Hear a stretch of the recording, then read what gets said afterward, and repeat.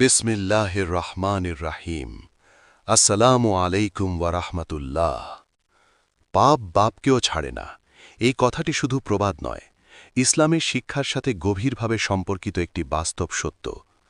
আল্লাহ তাআলার নিয়ম খুবই স্পষ্ট।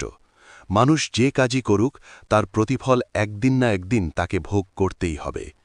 কেউ যদি মনে করে সে ক্ষমতা, অর্থ বা প্রভাবের জোরে অন্যায় করে পার পেয়ে যাবে, তাহলে সে বড় ভুল করছে।